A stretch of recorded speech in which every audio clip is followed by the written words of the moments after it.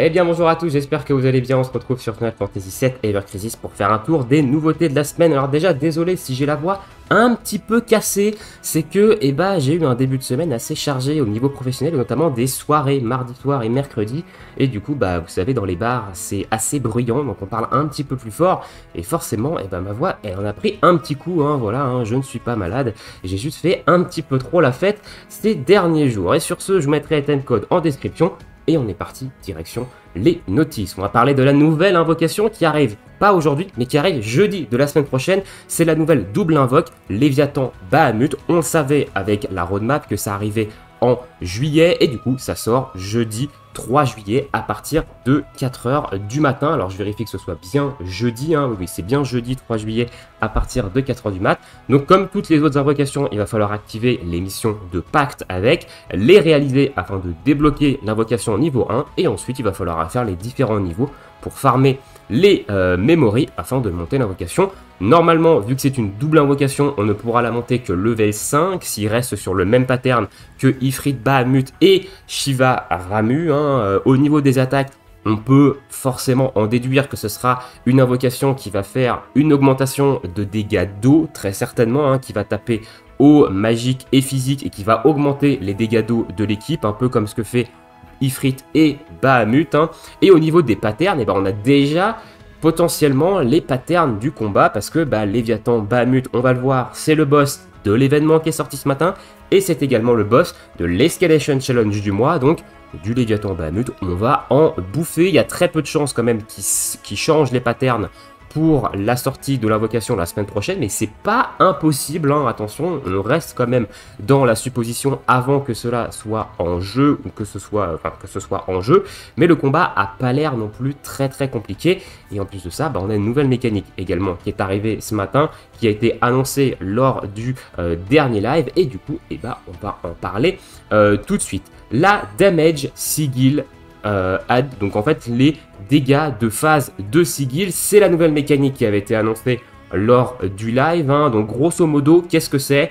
On le voit ici sur l'image. Maintenant, pendant les phases de sigil rec, on va avoir également une deuxième jauge qui va concerner un autre sigil, et en fait si on arrive à remplir cette jauge pendant la phase d'interruption qui sera derrière, alors évidemment il faut casser quand même la jauge de sigil, ça reste quand même prioritaire, mais du coup pendant la phase d'interruption qui aura lieu juste après, on aura une augmentation des dégâts en fonction du nombre en fonction de la jauge qu'on aura remplie sur les différents sigils, et l'augmentation de dégâts est assez débile, globalement. On peut le voir sur l'Escalation Challenge de Léviathan Bahamut actuellement, parce qu'il y a également cette nouvelle mécanique dans ce combat, et on fait quand même des dégâts débiles. On peut augmenter les dégâts jusqu'à 150, 200% lors de la phase de sigil, donc ça fait vraiment beaucoup de dégâts derrière.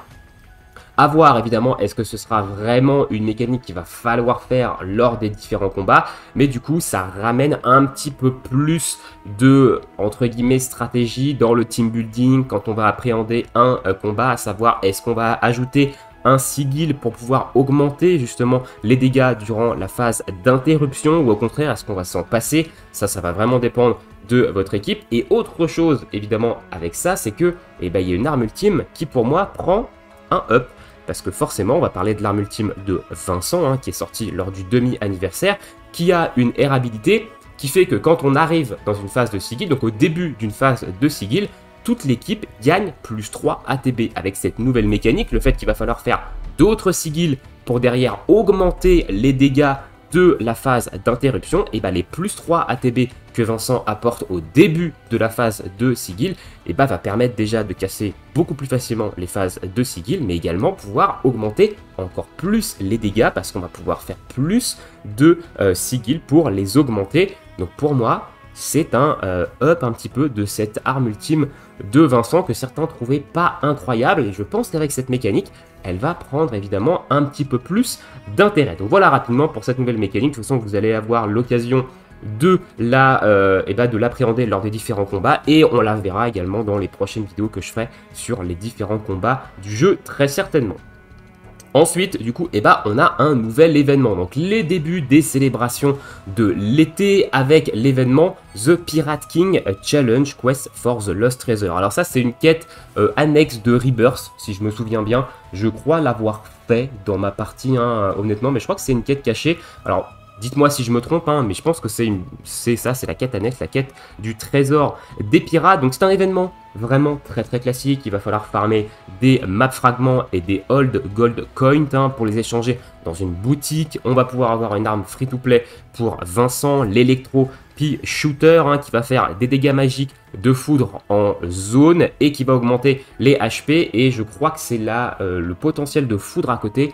On ira vérifier parce que je ne suis pas allé voir en détail, mais je crois que c'est le potentiel de foudre.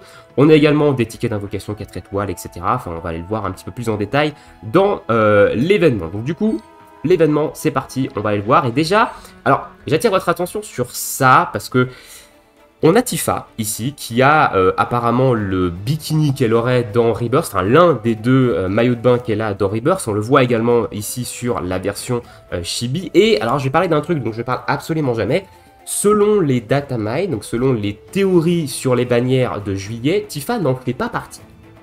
Donc ça veut dire que Tifa n'est potentiellement pas en bannière ce mois-ci, mais c'est vrai que ce fond d'écran, ici, avec Tifa en maillot de bain, ça laisse quand même le doute planer sur le fait qu'on aurait quand même une bannière Tifa avec Tifa Bikini, hein, pour cet été. Donc le bikini qui va avec la bannière d'Iris qui est sortie ce matin, dont on va parler un petit peu plus tard dans la vidéo. Et du coup, c'est une possibilité. Voilà, donc c'est pas sûr à 100%, attention, mais il y a quand même des chances qu'on ait une bannière Tifa ce mois-ci, malgré les potentielles théories qui sortent des datamines, encore une fois. Donc, on verra. On verra évidemment ça, on sera sûrement fixé la semaine prochaine ou la semaine d'après. Donc ça, il n'y a pas de souci là-dessus. Donc l'événement, il est classique. C'est un événement story classique. On a de la story ici avec jusqu'à 4 combats, dont 2 qui donnent des cristaux. Au niveau du solo, on a ici le combat journalier. Combat journalier qui d'ailleurs est plutôt intéressant entre guillemets parce qu'il vous donne des nobles mémorés pour Léviathan et pour Bahamut. Donc si vous ne les avez pas finis, ça veut dire que vous n'avez pas monté les invocations niveau 10, et ça peut permettre de gratter quelques nobles mémorés sur ces deux invocations. Alors il n'y en a pas énormément non plus, hein, attention, ça reste quand même plus intéressant d'aller farm l'invocation en elle-même, mais du coup ça permet de farm un petit peu deux choses en même temps dans l'événement, donc ça reste quand même plutôt cool. On a également des mémories classiques, hein, si vous n'avez pas monté les invocations, ou si vous avez commencé le jeu il n'y a pas longtemps, et que vous êtes encore sur les mémories classiques. Donc ça, c'est quand même plutôt cool. Donc un combat journalier, on a également une nouvelle mécanique, c'est les Battle Effects, hein, ici. Donc sur tous les combats de l'événement, on a une augmentation de la paix attaque de plus 70% sur vos alliés. Donc c'est vrai que vous allez avoir l'impression de défoncer Léviathan Bahamut. Vous avez une grosse augmentation ici. 70% de paix attaque, c'est pas anodin et on le ressent extrêmement rapidement. Donc ça fait que tous les combats X, etc. sont quand même assez faciles et assez accessibles pour des joueurs qui sont plutôt récents. Donc ça, c'est une nouvelle mécanique qui est arrivée avec cet événement-là. Est-ce que c'est bien, est-ce que c'est pas bien? Bon, ça, c'est évidemment à vous de juger. Moi, je trouve ça cool, honnêtement. Voilà, ça permet de farmer encore plus vite, hein, aussi. Parce que ces événements-là, bon, ils sont pas là pour apporter de la difficulté non plus. C'est surtout du farming. Donc là, on a du X1, du X2, du X3. On a 7 combats solo en farming. On a également sur le set des nobles memory. Alors attention, on n'en drop pas non plus à tous les coups, mais ça permet d'en gratter. On en drop 4-5 à peu près par combat, donc c'est pas incroyable, mais ça permet d'en gratter un petit peu encore une fois, donc de faire du double farm avec les items de l'événement. Donc ça reste évidemment intéressant quand même d'aller gratter ça pour ceux qui ne les ont pas au maximum. Et au niveau de la coop, on a un Léviathan et Bahamut X, voilà, donc pourquoi pas. Alors j'ai pas encore fait le X, je le ferai sûrement dans la semaine, et on a 3 niveaux de coop pour farmer évidemment les différentes choses pour acheter dans la boutique. Et on a également sur le 3 des nobles memory de Léviathan et de Bahamut en petite quantité aussi, mais ça reste quand même des petites quantités à aller gratter à droite à gauche. Au niveau du shop d'exchange, plutôt classique. Alors là, on a quand même des Astro Wind, on n'en avait pas dans les derniers shops de souvenirs, donc ça c'est plutôt cool parce que ça permet de level up les reliques dans le haut vent. Alors je sais qu'il y en a qui ont terminé, il y en a qui n'ont pas fini. Moi je fais partie de ceux qui sont loin d'avoir fini, honnêtement, d'avoir overboost toutes les reliques. parce que bah, ça dépend aussi de la RNG sur les pampas, sur les bombos, etc. Donc ça dépend quand même de pas mal de choses. Donc en avoir ici dans l'événement, c'est plutôt sympa, et surtout on en a, on en a 100 de mémoire, parce que c'est des packs de 10, et on en a 10, donc on en a 100, je crois, donc 100 Astro Wind, c'est plutôt cool. Alors est-ce que ça cacherait pas un prochain up du Haut-Vent avec une nouvelle relique, avec peut-être une nouvelle rareté, avec des nouveaux matériaux pour overboost les reliques? Peut-être, est-ce que c'est pas en prévision de ça? À voir. L'arme free-to-play du coup pour Vincent, donc qui est bien du Lightning Pot sur le deuxième air abilité, donc c'est une arme qui va être plutôt intéressante en sub pour du Magic Foudre, hein, ici, vu qu'on a beaucoup plus de M-Attack que de Physical Attack. Donc ça reste une arme free-to-play, plutôt classique, plutôt intéressante à ce niveau-là, HP, Lightning Pot. Voilà, ça reste plutôt cool. Et après, ça reste classique, hein, des attaqueurs, des healers memory cette fois-ci. Dans les précédents événements, c'était du tank memory. Ça fait du bien parce que des healers, on n'en a pas eu beaucoup. Et on n'a pas maxé beaucoup de healers. Toujours des attaqueurs parce qu'on en a beaucoup plus à maxer, donc ça c'est cool. Des tickets d'invocation 5 étoiles et plus, 4 étoiles et plus, classiques, des memory, etc. Donc ça, c'est quand même sympa. Et au niveau des Old Gold Coins, on a un nouveau récip de Materia Thunder, cette fois-ci avec le sigil croix dessus, donc c'est des très bonnes matérias. Prenez les récipes et craftez-en, c'est des matérias qui vont venir augmenter également votre lighting pot dessus, donc c'est vraiment très cool. Ça fait partie des dernières matérias qui sortent et franchement c'est vraiment très intéressant de crafter ça. Une matéria ruine encore une fois 5 étoiles, bon elles sont pas incroyables celles-ci mais elles peuvent, si vous avez de la chance, être cool. Et le reste, c'est plutôt classique. Hein. Ici, les 100 weapon parts de Vincent, évidemment, on prend. Et le reste, c'est classique dans la boutique. Il n'y a rien qui a changé de particulier. Alors, il y a peut-être des potions dans le bas. Je ne suis pas allé vérifier, mais des fois, il y a des potions de stam dans le bas. Là, il n'y en a pas. Voilà. Bon, là, ils ne mettent pas de potions de stamina. Au niveau des missions, pareil, plutôt classique. Montez l'arme free-to-play niveau 90. On vous rend les matériaux. Consommer de la stamina. Clear le Guardian of Secret Treasure. Donc ça, c'est la story hein, pour récupérer des cristaux. Faire de la... utiliser de la stamina en coop. Oula, il y a un gros camion qui a bien klaxonné. J'espère que vous ne l'avez pas entendu. Dehors, mais faire de la stamina en coop, synthétiser de la matéria, et au niveau de la daily, il faut juste faire un combat pour récupérer 50 cristaux, plutôt classique à ce niveau-là. Une fois que vous avez terminé les niveaux X, vous avez accès à l'Escalation Challenge, du coup, de ce mois, qui est du coup Léviathan et Bahamut, et on a également le Battle Effect. Alors j'ai pas fait le trial, je sais pas s'il y a le Battle Effect également sur l'Escalation Challenge classique, mais sur le trial, vous avez également les 70% de P-Attack en plus. Au vu des vidéos que j'ai vues sur l'Escalation niveau 20, c'est possible que le Battle Effect soit également actif sur tout l'Escalation Challenge, ce qui fait que ça rend encore plus l'Escalation Challenge facile, hein, mais j'ai vu des vidéos niveau 20 où le 20 il se fait littéralement exterminer, donc il y a vraiment de chances que le boost soit également là sur l'Escalation Challenge et pas que sur le trial. C'est bien, ça rend accessible le mode plus de joueurs. Malheureusement, pour ceux qui cherchent du challenge, ça réduit ici le challenge de l'événement qui est censé être un contenu avec un petit peu de challenge. C'est quand même dans le titre, Escalation Challenge. Là, si on commence à nous mettre des gros boosts de 70% d'attaque, etc., je pense que ça va commencer à grincer des dents du côté des gros joueurs, mais ça donne accès au niveau 15, voire au niveau 20 à un petit peu plus de joueurs. Donc ça reste quand même plutôt sympa à ce niveau-là. Au niveau du shop, il n'a pas reset, encore une fois, il va reset à la fin du mois de juillet, donc le 30 juillet, pour avoir un nouveau shop qui, à mon avis, va courir sur août et l'anniversaire. Donc ça, pensez à prendre évidemment les tickets premium là-dedans. Si vous faites toutes les Escalation Challenge au moins niveau 15, vous avez assez de médailles pour prendre tous les tickets. Et au niveau des missions classiques, il faut clean le 20 pour avoir un petit titre. Donc voilà, au niveau de l'Escalation Challenge. On a également une campagne qui est attrait à ça, ici, la campagne de l'été FF7 EC Summer Campagne On. Donc on va avoir 35 multi, donc une multi journalière pendant 35 jours. Donc ça... J'ai l'impression que ça, maintenant, ça va s'enchaîner. Voilà, donc là, on en a 35. Une fois que les 35 sont finis, on aura autre chose. Mais ça a l'air de s'enchaîner. Donc, on a très souvent comme ça des multis gratuites de manière quotidienne. On a également la multi gratuite avec la pub, je le rappelle, quand vous jouez sur mobile. Donc, ça fait quand même pas mal de 5 étoiles potentielles par jour. Et c'est vrai que les armes featurées, il y en a un petit peu moins ces derniers temps. On a beaucoup plus d'armes limitées.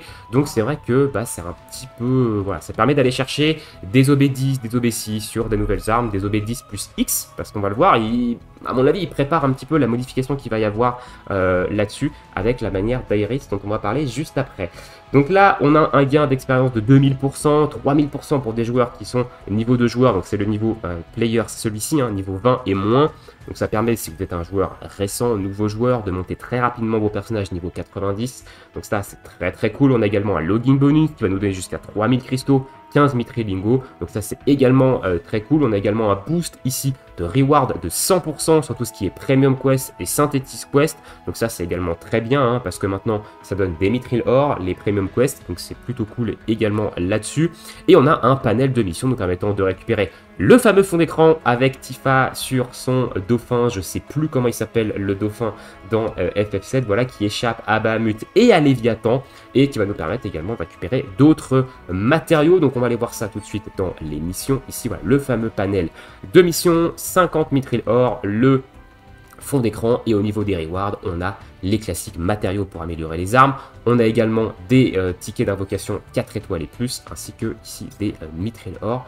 Donc ça change pas trop. Et au niveau du logging bonus, c'est celui-ci. Donc on a évidemment les 3000 cristaux qui vont arriver. Donc ça va être sur 2 semaines, hein, très certainement, parce que là on voit qu'il n'y a pas 3000 cristaux.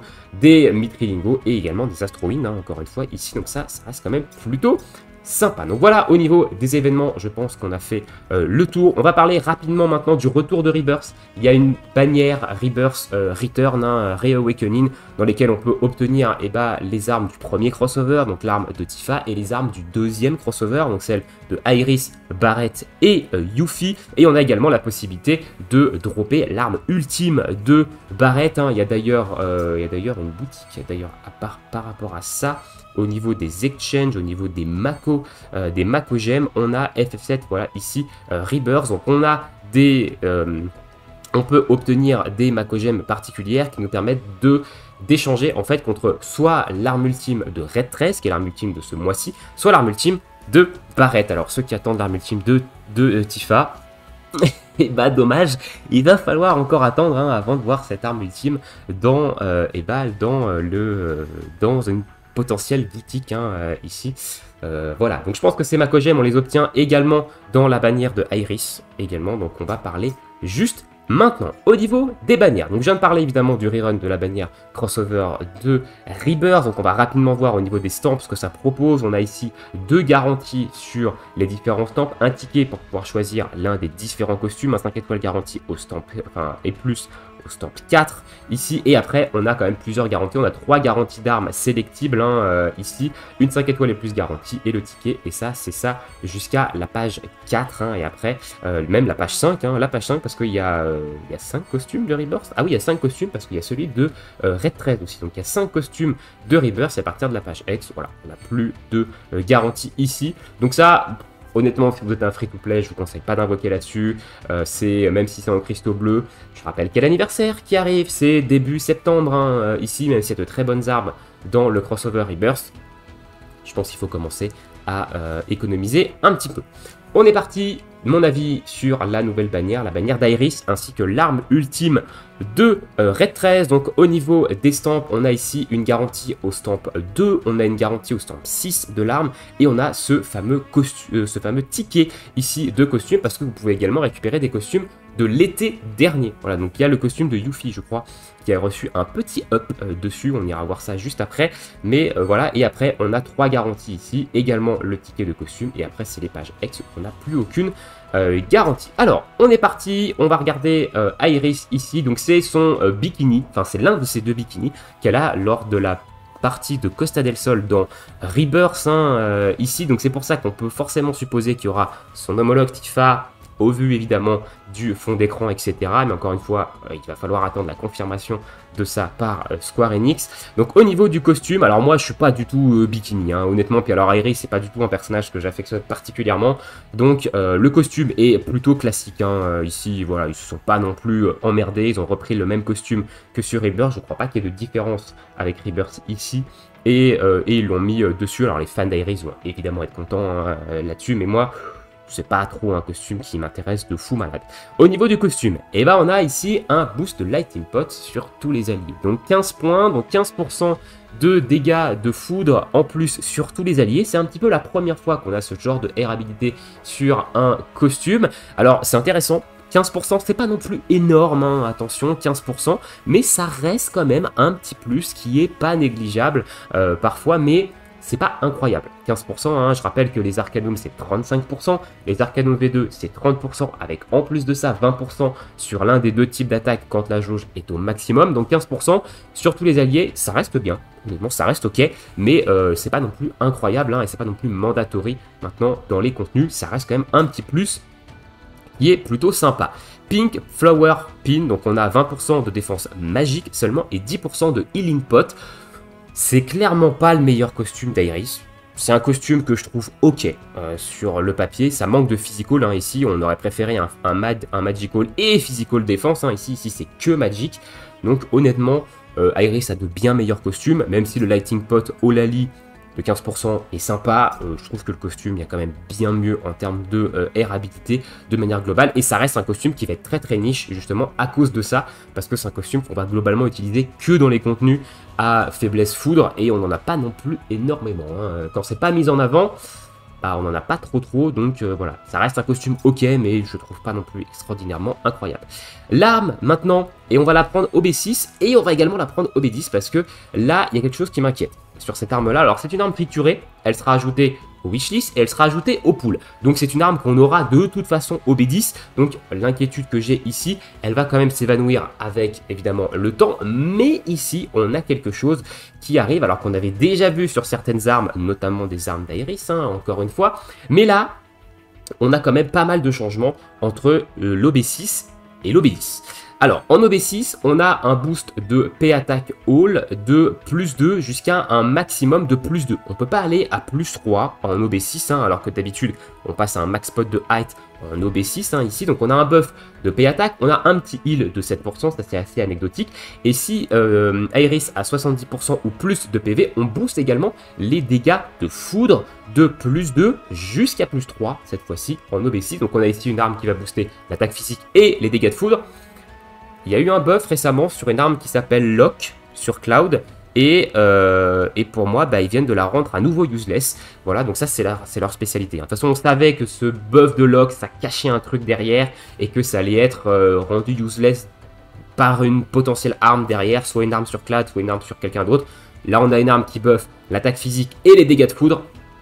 Bon, l'arme de Lock, du coup, elle passe un petit peu au second plan, même si ça reste une arme ok. Là, on a quand même une très bonne arme, encore une fois sur Iris. Oui, encore une fois sur elle. Mais du coup, voilà. Donc, pourquoi je dis que ça change avec l'OB10? Attention vos yeux, ici. En OB10, on passe à un max pot de height pour la P-Attack.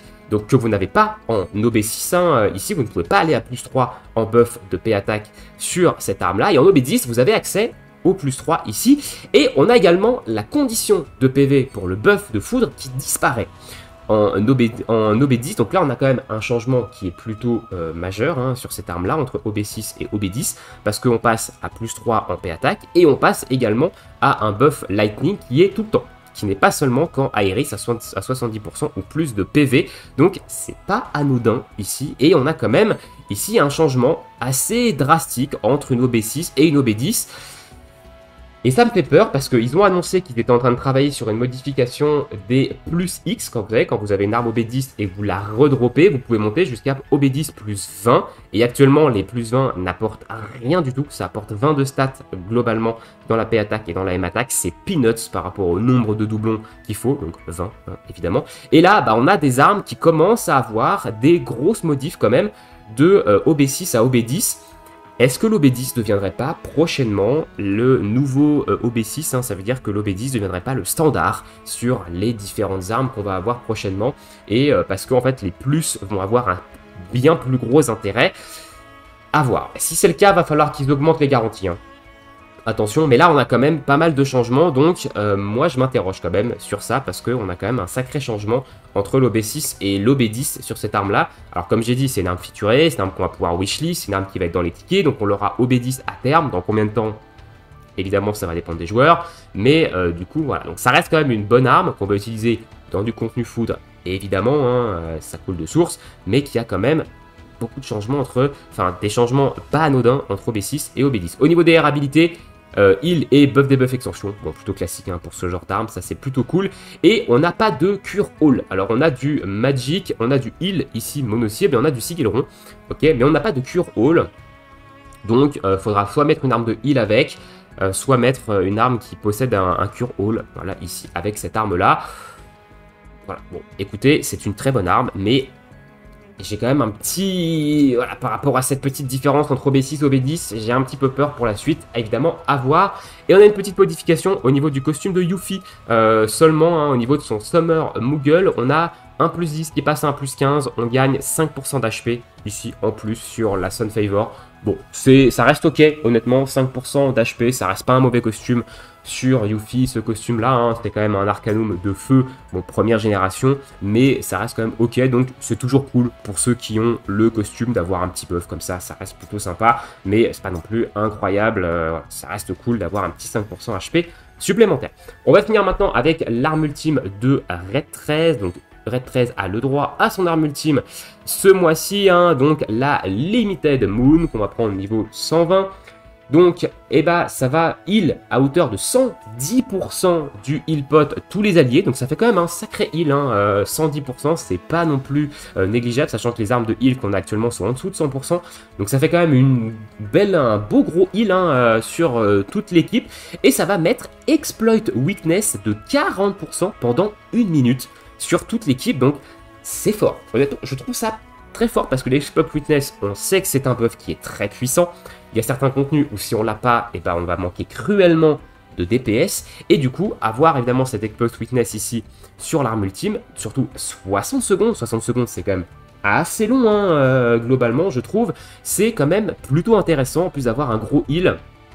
Ça reste ok, c'est utilisable 2 fois, donc on peut avoir 2 fois 40%, donc pendant 2 minutes on peut avoir 40% d'Exploit Weakness en plus, donc c'est quand même plutôt cool. Au niveau des R habilités, on a un boost de heal et on a Interrupt Arcanum All qui fait que, eh ben, lors de phase d'interruption, tous les alliés ont 40% d'ability dommage en plus, hein. Donc ça va venir évidemment s'additionner à la nouvelle mécanique de Sigil Boost, hein, ici, dont je vous ai parlé en début de vidéo. Et du coup, bah, ça fait, je trouve que c'est une très bonne arme sur Red 13, hein, globalement. Alors, on va pas la sortir évidemment partout, parce que Red 13, c'est pas un perso qu'on peut sortir partout, mais ça redonne un petit peu plus d'intérêt au personnage, donc ça, c'est quand même plutôt cool. Je trouve que son arme, elle reste quand même plutôt intéressante, hein. Un gros heal, de l'exploit weakness à 40% pendant un maximum de 2 minutes, et on a ici une 40% damage pendant les phases d'interruption, donc...